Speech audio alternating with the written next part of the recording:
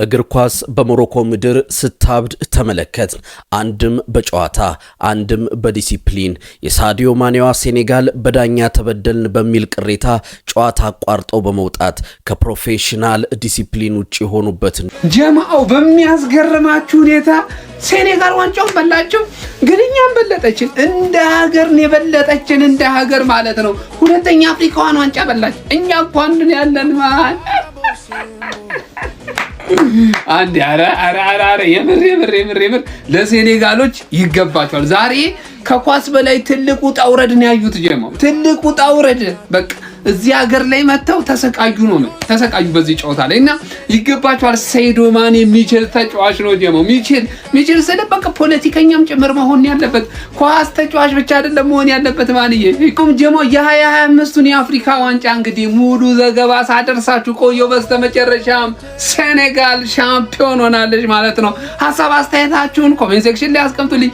በደንብ ኮፒ ሊንክ ሼር አድርጉ። የመዝጊያው ቪዲዮ ነው። ተወዳጁ የአፍሪካ ዋንጫ በሴኔጋል አሸናፊነት ተጠናቋል ጀማው። እኛም ይመቸን፣ ሴኔጋልም ትችላለች ለለለለ እያልን እንወጣለን ማለት ነው ጀማው። ይመቻችሁ።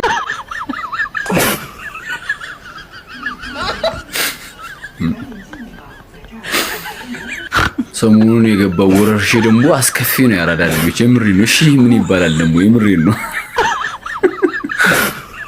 አረ በስመ አብ ወወልድ ወመንፈስ ቅዱስ። ምንድነው መድኃኒዓለም? የ2013 ኮሮና መጣብን።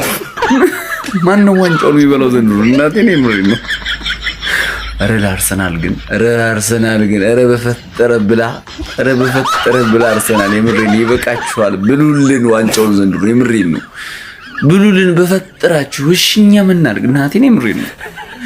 ብሉልን ቀኛ እንድትብሉት ነው የምፈልገው የምሬ ነው። ዘንድሮ በግዴታሽን ቢሆን እናስበላሻለን። እናቴ በግዴታሽን ወደሽ ተገደሽ ትበያታለሽ እንዴ? ይሄኛው ስለተማመነበት ይሄኛው ምርኳዙን ይጥልብናል። ይሄኛው ስለተማመነበት ደግሞ ይሄኛው ደግሞ አፈትልኮ ጥሎን ይሮጣል። ግራ አጋባችሁ ነው እኮ። ኧረ በስመ አብ ብሉልን በቃ ግዴታ ትበያለሽ። ሮብም ቢሆን እናስበላሻለን። ሮብ አርብም ቢሆን እንዴ አታስቃዩን። እሻው ምን ይባላል?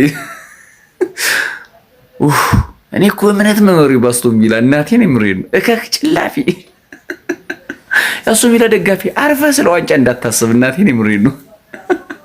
ማንንም አይበላውም። የዘንድሮ እንግሊዝ ፕሪሚየር ሊግ ተራዝሟል። ያራዳ ልጆች እንዴ ቋጠሮ እዚህም ተሳክቷል እንዴ? ባርሳ ነጥብ ጣለ። ሪያል ሶሲዳድ ትቻለሽ። ዙቢሜንዲ ሰጠሽኝ፣ ሜሪኖ ሰጠሽኝ። አሁን ደግሞ ባርሳ አስቀየምሽልኝ።